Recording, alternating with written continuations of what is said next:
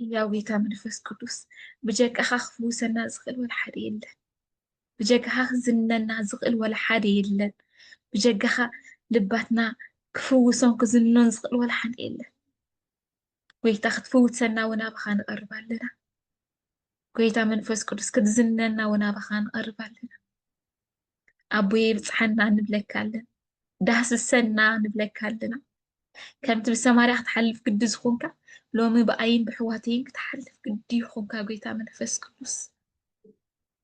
هو لو ما عند بفولي كتبت حنا ونصلي بيت أبز مدرزي كلمة كنزيلنا هنحبر نسخة خفتها نسخة خبدلها هو إنه أكيدنا لنا نحنا ونات كامل فسكنا نعها وحرر نلكالنا نعها ونتصمئكالنا بوي بيتاي نعا تقطع أرنا نلكالنا حجون سيابير بيتا السراوي لازم مدرزي نسخة نقصر بيتا منفس قدوس انتاي كم نبل انتاي لنا كم ديسكاس كم نقبر عين فلت ጎይታዬ ንስኻ ግን መንፈስካ ምስ መላእካና እቲ ቃል ትስበና እሞ ብሓቂ ካባና ዘይኮነስ ካባኻ እዩ ዝኸውን እሞ እቲ ዘዝግብአና ቃላት ክትበና እውን ንረክበካ ኣለና ብዘይ ስክፍታ ቃልካ ክንሰብኽ ብዘይ ስክፍታ ከነመስግን ብዘይ ስክፍታ ከነምልኽ ጎይታዬ መንፈስካ ምላእ ንብለካ ኣለና ኣቦይ እግዚኣብሔር ጎይታ ሰራዊት ነዚ ጉባኤ እዚ ንስኻ ውረሶ ነዚ ሕብረት እዚ መንፈስካ ምልኣዩ ቦይ ነዚ ሕጂ እንጅምሮ ደለና መደብ ጎይታ መንፈስ ቅዱስ መንፈስካ ምልኣዩ ንብለካ ኣለና እወ እንታይ ከም እንብል ኣይንፈልጥን ንስኻ ግን ኣለኻ ምሳና ንስኻ ስለ ዘለኻ ድማኒ በቃ ኩሉ ነገር ተኣማሚና እንሆ ናብኻ ቀሪብና ኣለና ኣቦይ ነዞም ኣብዚ ዘለዉ ኣሕዋተይ ነፍሲ ወከፍ ክትባርኽ ነፍሲ ወከፍና ክትቅድስ متصنع زليو خت تصنع برتع زليو خت برتع لون بقالك خت بصحنا لون بز قدس قالك غيرك خت تسألنا خفتها زابي ربو لو مك خفت لنا كل نجر أمرنا خفت يعني تلبنا أنا خفت قيتينا بخنا ركب لنا الساعات زي الساعات غزات قربك نات كمان في الصغير لأنه إذا من في سكروس زابي ربو نزلت قبرنا مسكنك لنا حجونا ما أكلنا نسانا كنت زلخا وانا مسكنك لنا كلتا سلسة بستمي أبست أكب منو أنا ون أما أكلكم على خي خاتب لمو نمسكنك كلنا بين سنة كنت زلخا كبر نبك لنا بي وبس نبك لنا عدواي حجون سنة أخت حبري كدقفنا كتلب منا مستوعل كودها ختم مال دلنا ونلمنك لنا أبز حبرات زي أبز قبا إزم سنة أخت حبري و ناتك أمالاد نتي اللي نايمو نابخنا قربو لنا زكزيزي እግዚአብሔር ጎይታ ሰራዊት ስለ ሁሉ ነገር ነመስግነካ ኣለና ምስጋና ንኣብን ንወልድን መንፈስ ቅዱስን ይኹን ጥንቲ ከም ዝነበረ ሕጂ ከዓ ንወትሩ ንዘለኣለም ዓለም ኣሜን ስግደት ንኣብን ንወልድን ንመንፈስ ቅዱስን ይኹን ጥንቲ ከም ዝነበረ ሕጂ ከዓ ንወትሩ ንዘለኣለም ዓለም ኣሜን ልዕልና ውዳሴ ንኣብን ንወልድን መንፈስ ቅዱስን ይኹን ጥንቲ ከም ዝነበረ ሕጂ ከዓ ንወትሩ ንዘለኣለም ዓለም ኣሜን اسم آبن ولدن منفس قدسن هاد أملاك آمين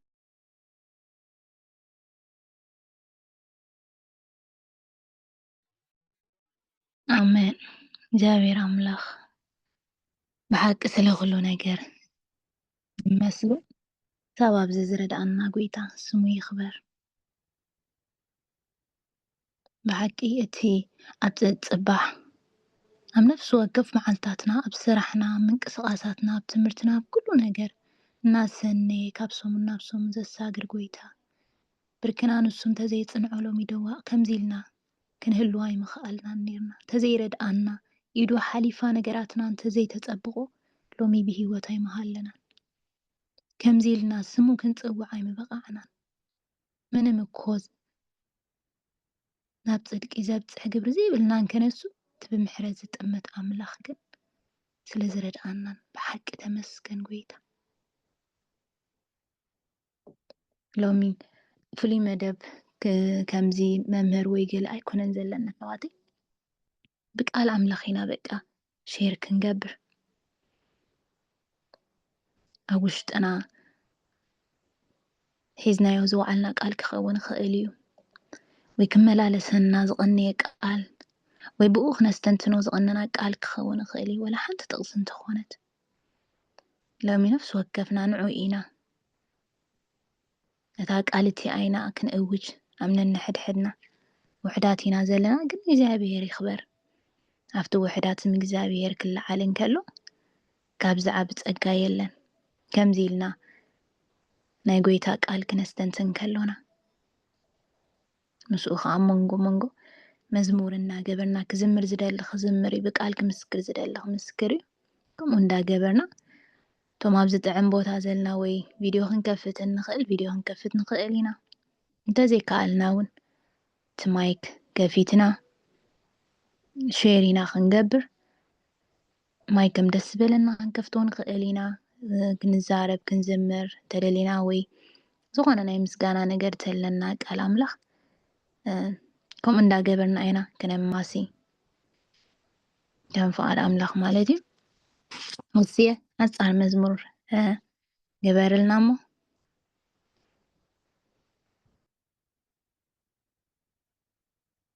እንታይ እሞ ክብሊ እንታይ ኸዘርቦ ውዕለትካስ ካብ ዓቕመይ ንላዕሊ ኮይኑ እንታይ እሞ ክብሊ እንታይ ኸዘርቦ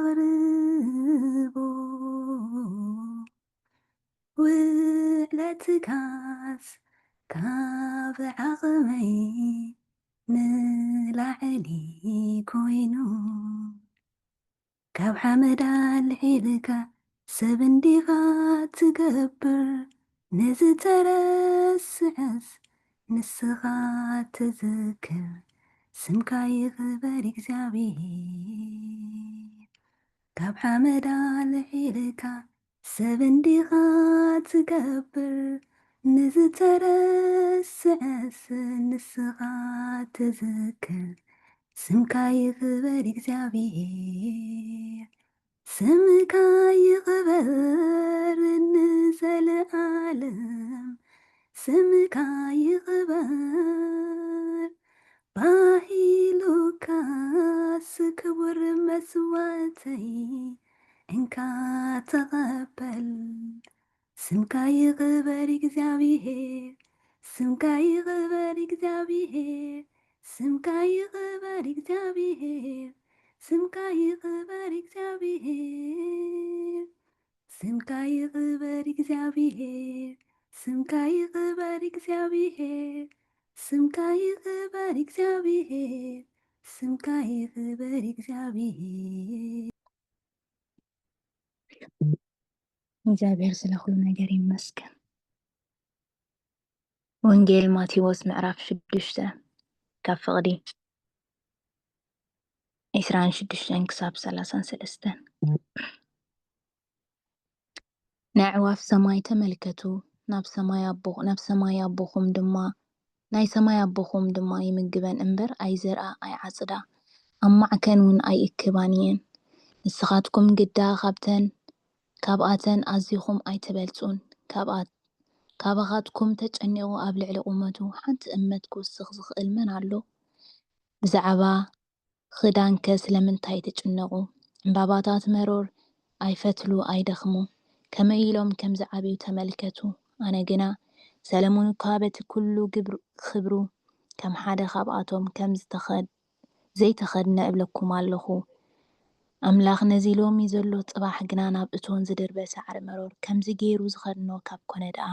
ኣቱም ሰብ ጎደሎ እምነት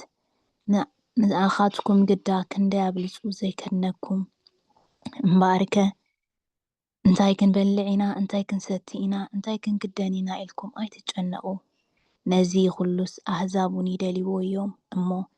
ንስኻትኩም እዚ ኩሉ ከም ዘድልየኩም ናይ ሰማይ ኣቦኹም ይፈልጥ እዩ ንስኻትኩም ግና ቅድም መንግስቲ ኣምላኽን ጽድቁን ድለዩ እዚ ኩሉ ድማ ክውሰኸልኩም እዩ። ኣሜን። ንስኻትኩም ግና ቅድም መንግስትን ኣምላኽን ጽድቁን ድለዩ እዚ ኩሉ ድማ ክውሰኸልኩም እዩ። ቃል ኣምላኽ ዝተመስገነ ይኹን። ብሓቂ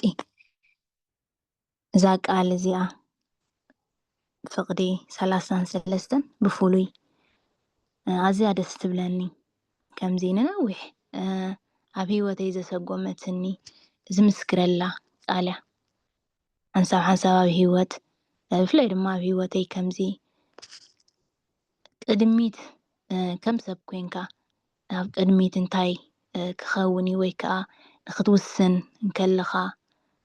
ወይ እንታይ ክኸውን እዩ ኣብ ስራሕ ድዩ ብትምህርቲ ድዩ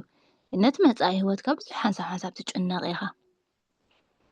ዝሓስከዮ ዘይብልካ ናይ ፊቸር ነገር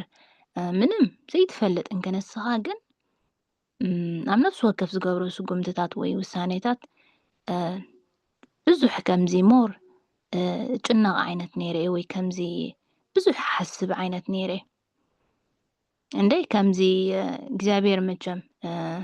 ክትዛረቦ እንከለኻ ኣብቲ ዝገብሮ ነበርኩ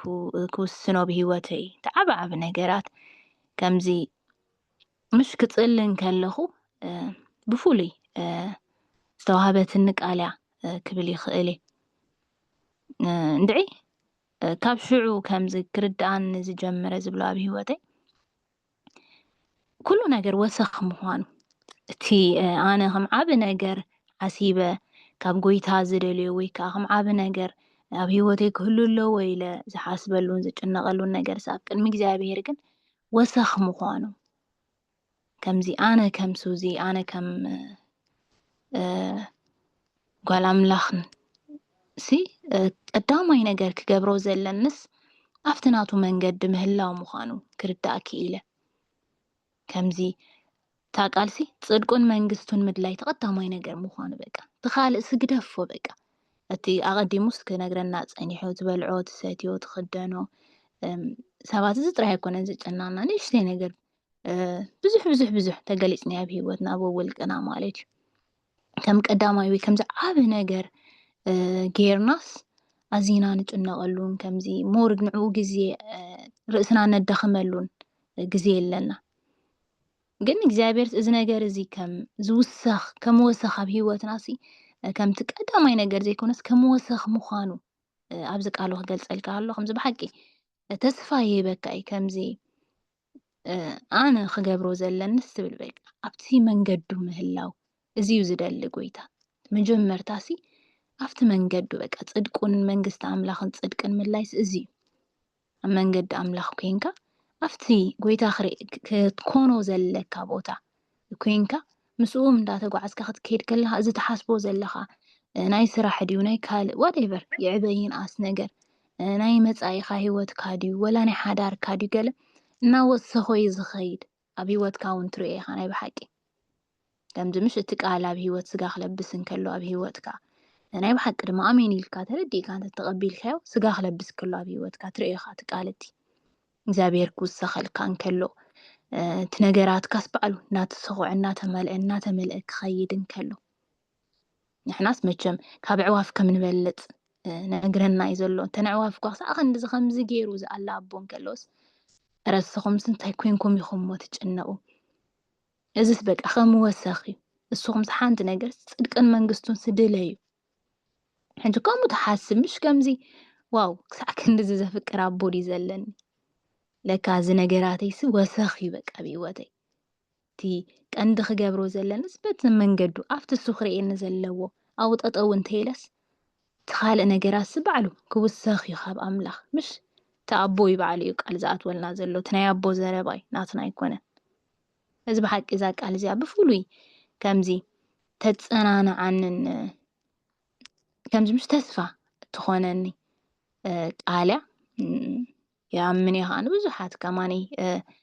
ከምኡ ከም ዝኾነት ምክንያቱ ጭንቕ ክብለካ እንከሎ ናብ ቃል ኣምላኽ ጉይ እንተልካ ከምዚ ፈውሲ እዩ ከም ተስፋ ህበካ እዩ ወይ ከምዚ ገለ ሕቶታት ክበዝሓካ እንከሎ ናብቲ ቃል ጥምት እንተቢልካ ድኹማት ኮይንና ዳ እምበር መዓልታዊ ምስ ቃሉ ንጓዓዝ ነርና እንተ ንኸውን ብማንም ነገር ከማና ሕጉስ ኣብ ሂወት ኣይመሃለወን ነይሩ ትቃሉ ግን ከምቲ ካልእ ነገራት ንገብሮ ከምኡ ሞር ምስ ቃሉ ግዜ ስለ ዘይንሕልፍ እዩ ደስ ብሓቂ እግዚኣብሔር ኣምላኽ ስለ ኩሉ ነገር ይመስገን በዚ ቃል እዚ ኸማኒ ሎሚ ክትንክፈና ብሓቂ ነፍሲ ወከፍ ኣብዚ ዘለና እቲ ኩሉ ዝኽእል ኣምላኽሲ እቲ ንሓስቦ ንጭንቆ ክኾነልና ንደልዮ ነገራት ከም ክውስኸልና ከም ዝኾነ እዩ ቃል ዝነግረና ዘሎ ናትና ዝደሊ ናትና ግደ እንታይ እዩ ኣብ መንገዱ ኣለና ዶ ኣብ ቃሉ ኣለና ዶ ኣብ ምስጢራቱ ኣለና ዶ በቂ እዚ ዝደልዮ ጎይታ ኣብ ምስጢራቱ እንተለና ኣብቲ ናቱ ቃል ነቲ ቃሉሲ ብስጋ ንነብሮ ብቃል ዘይኮነ ከምዚ ሎሚ ስለዚ ኸኣልና ክንዛረብ ወይ ከዓኒ ኣመቓቒርካ ምዝራብ ትጸጋ ስለ ዘለና ዘይኮነስ ኣብ ስጋ ኣብ ሂወትና ንነብሮ እንተለና ጎይታ እቲ ካልእ ነገራትና ባዕሉ ከም ዝሓልፎ እዩ ዝነግረና ዘሎ ኣነ ሎሚ እዚኣ ቃል እዚኣ ዝበኩም ከምቲ ዝበልኩኹም ናይ ሎሚ መደብና ኣብ ውሽጥና ዘሎ ክንወሃሃብ እዩ ወላ ምድላእ ገሌና ዘይተዳለና ክንከውን ንኽእል ግን ከምኡ ኣይኮነን ጎይታ ኣብ መዓልቲ ሓንቲ ነገር ብዝኾነ ነገር ወይ ኣብ ሂወትና ብዙሕ ነገር ዝሓዝናዮ ቃል ዝኾነስ ኣለና ሶ ናተይ እዚኣ ብፍሉይ እዛ ቃል እዚኣ ይሓስብ ነይረስ ብዙሕ ኣሎ ቃላት ከምዚ ምሽ ካብ ቃል ኣምላኽ ብዙሕ ኣሎ ብሂወትካ ትሪኦ ገለ ብፍሉይ ነዊሕ ዘሰጎመትን ወይ ከዓ እንምነዊሕ ነገር ግዜታት ዝሓዝኳ ቃል ግን እዛ ቃል እዚኣ ስለ ዝኾነት በዛ ቃል እዚኣ ተባረኹለይ መዝሙር ነይራትኒ ብጥቕሳ ክረኽባ ኣይከኣልኩን ሰላመይ መሊኡለይ እያ ትብል ነይራ ተኣሚን እታ ፅሕፍቲ ክረኽባ ኣይከኣልኩን ግን ወላታ ንእሽተይ ምዕራፍ ተንፍቕዲ ዘለዋ ክዝምረን ክፍትነ እንፍቓድ ኣምላኽ እድበሊ ነፍሰይ ኣይትጨነኺ ትጎይታ ጎይቶትኮ ኣሎ መሳኺ ብፅላል ፍቕሪ ወትሩ ዘንብረኪ ክንዳኺ ኮይኑ ዝተዋረደልኪ እድበሊ ነፍሰይ ኣይትጨነኺ ትጎይታ ጎይቶትኮ ኣሎ መሳኺ ብፅላል ፍቕሪ ወትሩ ዘጽልለልኪ ክንዳኺ ኮይኑ ዝተዋረደልኪ ዛመንክዎ ስምካ ኣይገደፈንን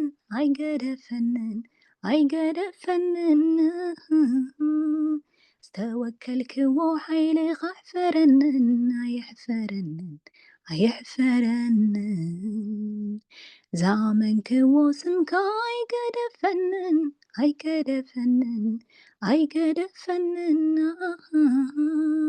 ዝተወከልክዎ ሓይልኻ ኣይሕፈረንን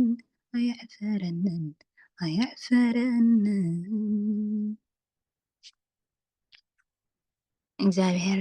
ያበላይ ኣሕዋት እታ መዝሙር ሰላመይ መሊኡለይ ግን ክደልያ እንዴ ናብ መወዳእታ ወላ ክዝምረ ብጣዕሚ እያ ደስ ትብለኒ ናብ ካልኦት ማይክ ገድፋ እግዚአብሔር ይመስገን ዝሓሰይ ኣምላኽ እዝሳብ ይባርኽኪ ተባረኺ ልክዕ ከምቲ ዝበልናዮ ምሽ ዶ ማስያት ወዲ ኢለስ ክፅበ ፀኒሐ ኣብ ሓደ ፀንሐ ይስማዓን ፀኒሑ ጎይታ መንፈስ ቅዱስ ይሆን ዝገብረካ ከማና ይኮነን እግዚአብሔር ይመስገን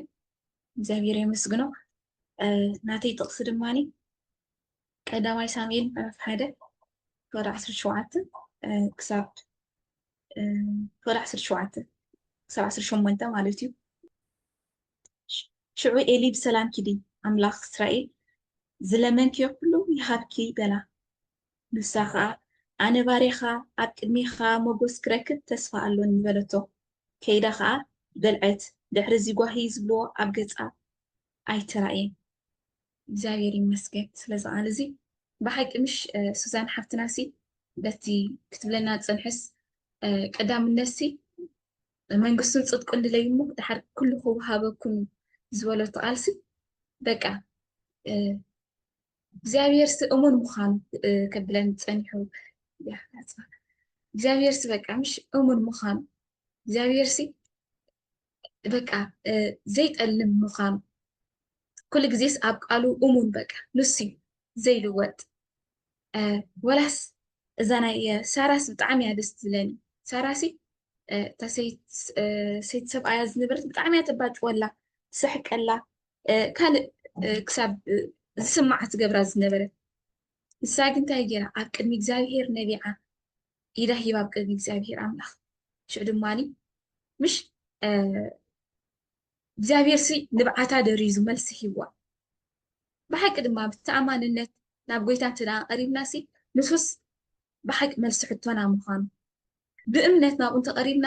ንሱ ደራዚ ንብዓትና ምዃኑ ምሽ ኣብ ቅድሚኡ ምብካይ ኣብ ቅድሚኡ ረማዕ ገማዕ ምባል ሰናይ ምዃኑ እግዚኣብሄር ዝምልስ ኣምላኽ ምዃኑ በቃ እንታይ ይብለና ኣብ ኢሳያስ 43 ኣቢዕ እንተይብሉ ፅንኩብርን ስለ ዝኾንካ ስለ ዘፍቀርኩኻ ኣብ ክንድኻ ሰባት ኣብ ክንዲ ሂወትካ ድማ ህዝብታት ኣሕሊፈ ክህብ እየ ዓረ ክንዲ እዚ ዝገብር ኣምላኽ ኣለና ኣሕዋተይ ብሓቂ በዚ ቃል እዚ ኣብ ኩሉ ኣብቲ ልዕሊ ኩነታት ኣትንሓልፎ ዘለና ዝኸበደ ይኽበድ ዝፀንከረ ይፀንክር እግዚኣብሄር ኣብኡ ምሳና ምህላው መልሲ ሕቶታትና ምዃኑ ብምድብ ግዚኡ ዝምልስ ኣምላኽ ምዃኑ በቃ ንብዓትና ዝደርዝ ኣምላኽ ምዃኑ ኣብቲ ዘይስገር ዝመስል ኣብቲ በቃ ምሽ ፀልማት ትብለሎ በቃ እዚ እምበርካ ክሓልፍ ዲ ትብለሎ እግዚኣብሄር ይጥምት ምዃኑ በቃ እቲ ፀልማት እትስ ድሕሪ ፀልማት ብርሃን እዩ ምሽሎ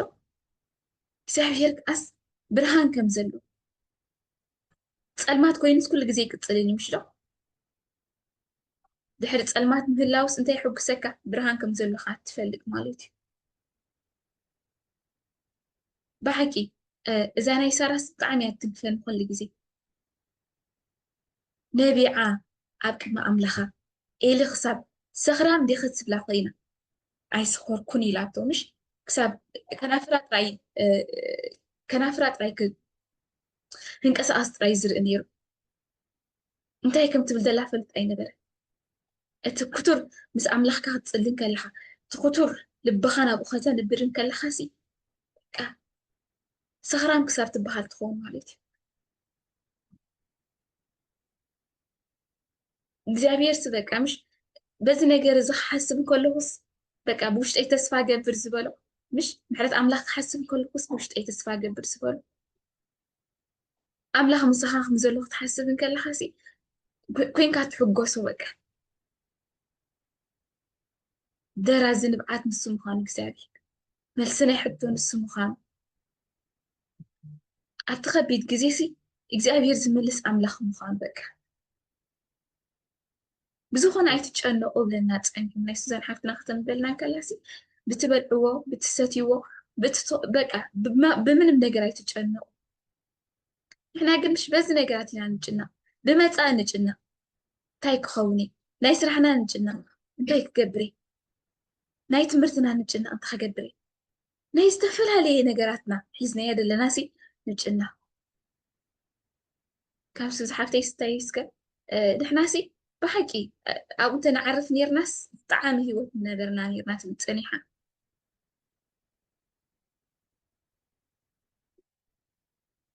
እዘይ ዝርዳእኒ ሓንቲ እንታይ ኣላ በቃ ምሽ ንሱ እግዚኣብሄር ምሽ ኩሉ ይኽእል እዩ እናበልናስ ተመሊስና ከኣስ ንጭነቕካ ከምዚ ሓንሳስ ዝኾነ ስራሕ ንሓደ ዝኾነ ነገር ዘሳልጥ ሰብ ከሳልጣ ምዃኑ እንተደኣ ሂብናዮስ ኣይንጭነቕን ኢና ምሽቶ ኩሉ ግዜ ስበጥ ኢልና ኢና ንፅበዮ እግዚኣብሄር እንታይ ኮይና ከምኡ ኢልና ንሓስብ ዘይንኽእል እግዚኣብሄር ምሽ ኩሉ ዝኽእል ኣምላኽ እዩ እግዚኣብሄር ምሽ ምንም ነገር ኣይጨንቆን ሰማይን ምድርን ዝፈጠረ ኩሉ ዝገበረ እግዚኣብሄር ንሱ እንድዩ ግን ሳምታይምስ እንታይ ንኸውን ግን በቃ እቲ ክንጭነቕ እንከለናስ ንእግዚኣብሄር ኣይትኽእልን ኢኻ ንብል ኣለና ማለት እዩ እስኻ በቃ ዓቕሚ የብልካ ናብ ዝናተይ ጉዳይ ንብሎ ዘለና መስለኒ ልክዕ እግዚኣብሄር يردلنا تخمنتنا دكمات مخنا تناسكم الناس كان حسب صح ساي تقولوني خزناتي بعد يفتحوا ويكالي إخجبر نابلك كأو تقول لهم يسمعني بحكي ناي سارة أو أملس كبر مش أنت يترك أم ودعته كيدا خابل عتبه كيدا بلعه دحر زغوهي زبدوه أبقصه أي ترأي دحر يسعب قال ولا تنبيه ناسي زابير سولت شعيه بوابك تحسب أب زابير أمس نرأسي تحسب شجرانا وقيتها مس قربتوسي بقى شعوء تجرا تنسئة بلعه تنسئة قصات حاسبة تنسئة ما حدش حيل تنسئة نحنا قلت كوت تمليسنا أنا ونودع ولا هي بنين كلنا أنك هركبك هلخنا بالناسي تمليسنا قلنا ونودع تمليسنا صارت شجرنا نودع اسكو لو معناته نفلنا سي تمرت تاخد كنا لنا خبر جميلكم سي حسن قويت أنا جر كام سرك كاسي بك أنا سوس زغل عمله ما كسرها ما زابير بك كل نجر كجبر زغل عمله حيال عمله مخانهم إما أم نجر كسي إجزابير سي تعالك أخمز أتو كم زت المت أولادك خمز سمع عمله مخانكم نعخذ فترك زفك أفكرك أزبلك نحناكو بناتو فقرينا تفديرنا نصب كاي دوكيننا جينا خي تفطرنا أما هتصنا دينا نكلنا كوايو بشمنا زصوعنا من مخنا زفل اسك حواتي بك نجريسي حس كركبك يا متمليس أيجن أقولوني خن أبا حس كن عرش كن أبا حس بك أرى مع جماعة كن زهيري مسكن مش لو مسي كابانا استدلنا قريبنا زبلنا قريبنا زابير كنك عايز للزلي كتنسألنا سلزلي كبرت عنا سلزلي بس أنا زبت إحنا زابير مسكن ساراسي تزعابي نبي يا وليدة تزعابي نبي ولا حد زي نبرة ترحز نبرت ولا سارة سيت إبراهيم كدي ملسي لنا ترينا يمسي إكزابير أمون مخانبك أب إرجانو أب بيتهم سولت هيبو زابير مسكن أستعز ونجرسي إكزابيرسي من جد اللو الأزار اسكنر الأزارسي 4 معالت كويتش أني مش نيرو حوات الأزارسي يسوس انتي لنو اتتفكرو الأزار ميت اللو يلنو مش دو نسو خاطة وايوخ متسيلن ينكم إلان شعنا جيرانو إكزابير جن أبتي زموتا نجر هيوزب عملها مخانو غري كبرو خجلت إلو جن تاجر أسيلي متسيوا نايسم مودعتا نإكزابير جن مجمرتا ناتنا زموتا نجر أبكي السبح لنجر نإكزابير جن حدش يوزر عملها كم بحدش تسرح عملها نجري أبكي عيو أوي أناس كندينا بس نجر زي أناس كندينا نفس رح زخي ملس أناس كندينا نزي وات زخي كتل أناس بقى نقوله دلناسي إكزابير سي من جدي علوه بكا إذا نجر استمعير من جدي علوه إكزابير نعها تسفر قريت كالو نعها بكا سو إلو دلو تنجرتي منم نجر دي اللي دخوين سمعي كالو سألمي تدلو نجرات دخوين سمعي كالو إكزابير جن من جد اللو إكزابير يمسكن بحكي إنه بعد سارة زدرزة أملاخ ملس زهب أملاخ مهان مش بفوليكا زا قداماي ساميل معرف 18 ونت وغيرنا كنستنتنا قدمكم فتو تقعد حريص جوهز بارس أبقص أي ترأين بكان سارة حاسة أنا قويت أم سركة بتوسبك عارفة تبعت هذا ريزا خيدة سابيري مسكن مزيات خيد مزمور كحنتي فولي بقى دس لاني حيلة تبين مزمور على إكزابير أيرسعني نشتيك كبدلع صحفي وأنا ونير فوقون عندي كسبت از ዘብላህ ዝምራኽ ትትኒ እግዚአብሔር ይመስገን። እግዚአብሔር አይረስዕን እዩ ኪዳኑ አይጠልምን እዩ ንኹሉ ብምዱብ ግዚኡ ከይገብሮ ዝኽልክሎ መን ልዕሊኡ ዝለዓለሎ ድዩ ሓንቲ ሲፍቶ እምበር እግዚኣብሔር ንምኽሩ ዘጸልምቶ የለን ጊዜ ኣለዎ ኣምላኽ ዕላማ እዩ ጊዜ ኣለዎ ኣይህወኽን እዩ ጊዜ ኣለዎ ናትካ ናትኪ ነገር ኩሉ ኸጸብቆ ቀሊል እዩ ንእግዚአብሔር ጊዜ ኣለዎ ኣምላኽ ዕላማ እዩ ጊዜ ኣለዎ ኣይህወኽን እዩ ጊዜ ኣለዎ ናትካ ናትኪ ነገር ኩሉ ከጸብቆ ቀሊል እዩ ንእግዚአብሔር አሜን። እግዚአብሔር ይመስገን። ሓቂ እግዚአብሔር ሲ ጊዜ ኣለዎ በቃ ኩሉስ ብምድብ ጊዜ ሰናይ ከም ዝገብሮ ኩሉ ብምድብ ጊዜ ከም ዝሰርሕ ዘይወኽ ምዃኑ እግዚአብሔር ይመስገን። ኣነ በዛ ቃል እዚኣ ሽር ገብር ደስ ኢልኒ ተባረኹለይ።